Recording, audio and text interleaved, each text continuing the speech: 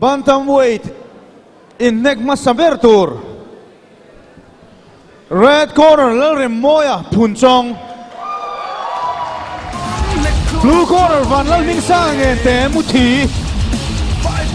Double S in the street, tail of the tape. Kan buang hian Bantamweight kan tran don ta. Johnny LPS Profile Sani Song Basaria Bantamweight in neck kan mu masak bertur tehi Lalremmawia Punchong le VL Hmingsanga Ngente Muthi teh ania kumsong pakuala ni khat ania fit ngalen chis li le fit ngalen chis thum ke je som nga pasari le nga le point li ten nia anin tum tok view don an ni po hi experience nei lo wan ni an mu nom le mia via wang ni he Bantamweight kan mu masak bertur ten ni zaina hian Bantamweight he baut lien tur kan nei don ani anh khel main boxing chanchin thil tleman soilokala tuna first junior women national boxing championship rota nei meka mizoram mayo ka vanal shia trile Lalremmawia te chu vein khan chakin quarter final an lutania awan ro pui ve o na tuk dak som pakat hian medal bout tang khel don ni tikha kan puang tel sham dun nia awahan bengbar thak em thalutuk du sakna kan hla ne medal an la sham thei se pathum chen sina ni sang tei helaya profile ta ni mo kami kan defeat kan azu shuaya ante khi amunom lutuk khi blue khi na ngam ngang mai tun chu blue na lo ngam ve to tu ngani sang Ngente muthi pa khi na ngam ngang mai maro chu khi ole asen la pangaron ti vele thung ain che thok ani Lalremmawia ron che vele thung mai khatiri got chu ka du te lo ti niang heron rive ta phat mai an pian profit dun khop me khi tok vel dun khop me Punchong tlangwa kumsong pakwa kumsom ni pakhat blue kumzat point thau lo kia tun tum chu an ki kor bul po lo dik khap to blue ki lo ha khi nek thang de uthe pon ang chat mai jem chon an vai khatin na chu ni lo anga ka ani lo pon an zero view ni mai thai profile thi mi bim pui hian an ngai lua kum ti ka tang khan profile ta tan tin boxing lo practice sak ta hian oma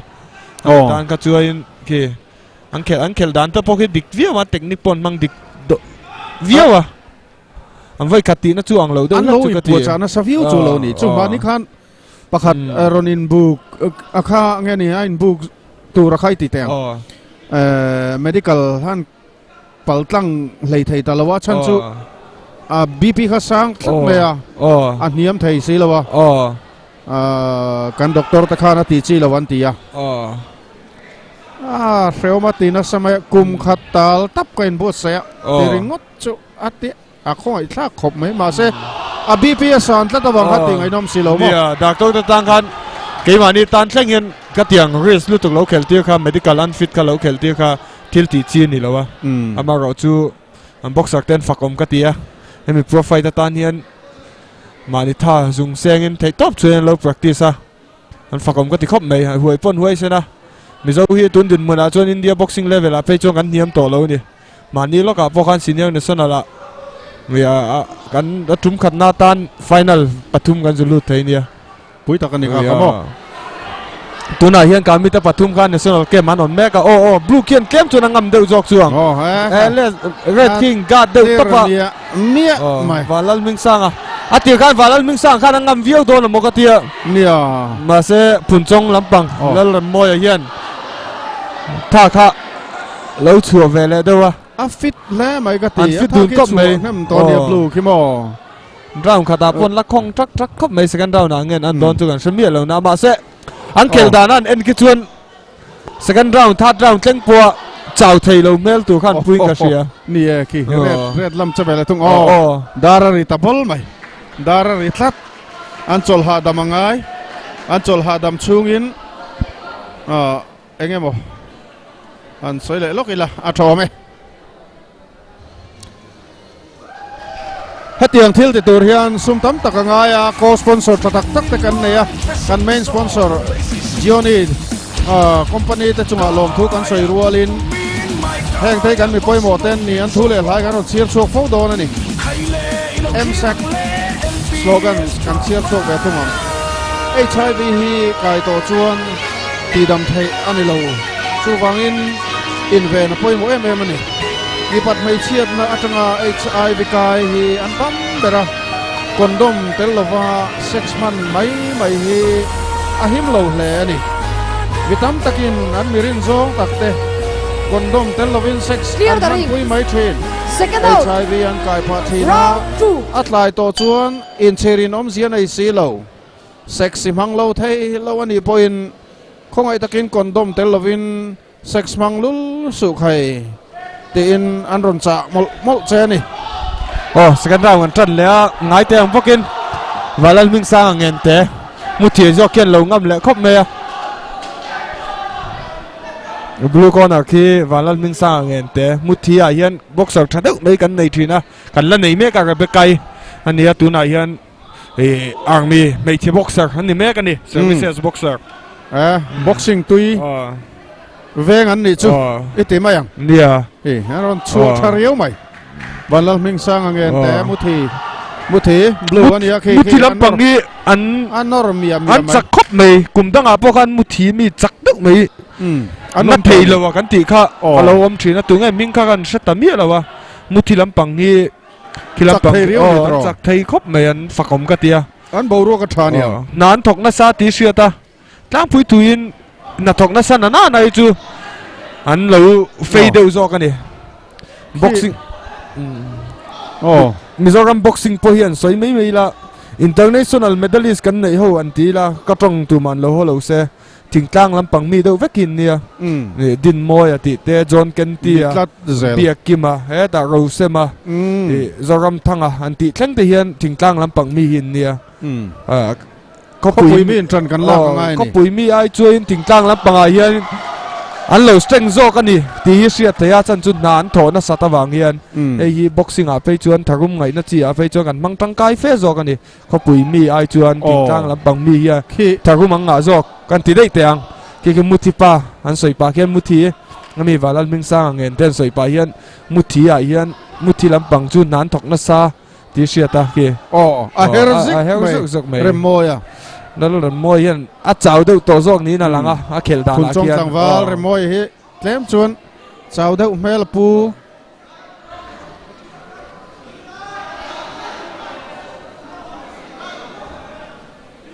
a hmunom a hle a zel mai ka ti zanin fight hi ari nai de in boxing a po ma kan lo so lang le a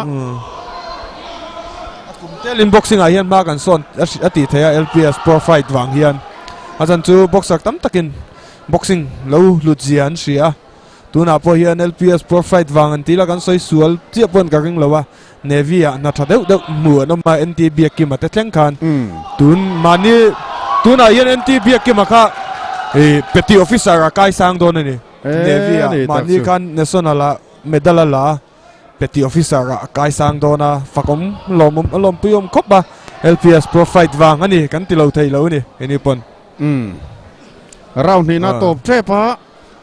darari don arita avahan hunom BM o valal Hmingsanga Ngente muthi tlangwal achak nge mai phunchong tlangwal po adiau mia lo tun round na phei kha chona to longwa khan apve sia maya anh ngam poi ngam tok dun khop ba am pum ro point tia tang kg point za dun khop me ang kum zat po anh ki ma kian anh ngam du na tai chuan that round ni dona tu nge fitness la nei thazok tu nge la ha lo zok din mun chu a that pha viau chung ka ring ani ti dam thei lo nat na HIV laka i him theinan sex i mang lo thei lo ani kondom mang thinang che ahun taka man tur inai reng thainan kondom pai reng ro ti in msec te chuan Seconds. Clear the ring. Round 3. round thum na khele chana round 3 hei hi bantam weight bout masaberania hei hi an last round ani kan soyang deuh khan round thum nei chu tharum nei fitness nei thazok avirzik mai an din mun a that pha viau chung ka ringa phunchong tlangwal avirzik mai adong le dong dun mol mai khi cái này đây là fitness chắc không này kì cái anh neck to day don mi phun chong cái Ngente knockout tum na sa mai local te ati virngun deuh lek ati ni ki virngun deuh lek ati warning warning va poi ve sak tlat mai virngun deuh lek boxing in vir phal lo ni khatian warning khan point an pei sakani point khat tro point khat an pei sakani kan point system hi mi kuisia dan soi le lak la 10 point ma system kan tia a chak zok hian point so ma munga chak lo zok hian point kwa musa don shim shima round tina round tina TKN tiếng na tu na mi red corner kia Lalremmawia kia lo chak zok po ni se a point khat kam pe sakanga 9 draw don ti na mi khi mi round la kia na chu wang chuan 10 na mo hi draw nga a chak lo zok ani le pe chuan 10-9 ni tu ka 10-8 ni don tan ti na nia point saki point khopa chak le chak lo dim mun a thleng thei ni a shil vek the wangin a poi ka ti pui kho me ni china point am pe sakka le min experience lo na lang dewa atle man chat buai deuh chuan an vir deuh mup me thil ol tur deuh sin ke chu tang siamo a boxing ring chunga lut to bok ten an sa thiamanga a pon lama tangan en mei chuin an kava vir om lo an ti ngot kha thei lo ta tlem chuan first round te ai chuan tak an fitness su che deuh to chuan an chau deuh chuan a langa ma se an chau chian ni lo an fakom ka ti khop me cái chu ka fak ka ti khop à tu na hian an soi mấy me chuan national la po india ram ai o a tha thei pato pa supplement tran an khel point round tum na hian an chau thin tho ni vai chau lu tuk a ha thak zia soi na nia chu tu na hian round tum na po hian ni an vala vei pop thea la vai an vai hila na vio thawania mi zo chu tharu mai chuan kan tha deuh zok chuan a vai ho ai chuan kan advantage tlemin a hlau deuh to monio ni a back zok a ken tang tlat to me a maro chu tlan chiat ba cái chuan lo nan ve zel the a pe ve le zau ki an har ti chu anga an maro chu an poi tham em chu ni lo me le to sang an har ti sung to mai mà sẽ poi lu tuk chuang lo wa ki thì deuh ser rang kan ti don nga ni mi zo pa trong kam takin choi ti tui tok ve lang deuh ti tui tok khi ari du ta chuang chuan rồi ton kun top don a van nek le sha me nar a top la ma khan vanal Hmingsanga Ngente in an narin a low block an yang tro a thi sung mai lom le nara block ti chu poi viau ni mai vela lo block te chu ti til zong chang chi ni lo mo thian te kup tum nara low block chu nar thi du mai tro zong chang chi vak po ni lo ni kut vel hian lo block se thavek tu kan ni khi an lo in nuai na sang mai khi pui ta kan ni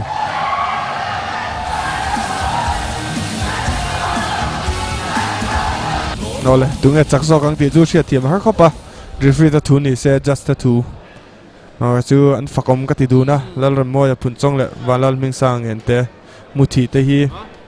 an fakom ka ti khop mai an fitness po tha in pu cha na po tha tok tu ka nga ya khelzel turin du sakna ka hlan du na ni panin Gioni LPS Pro Fight 2017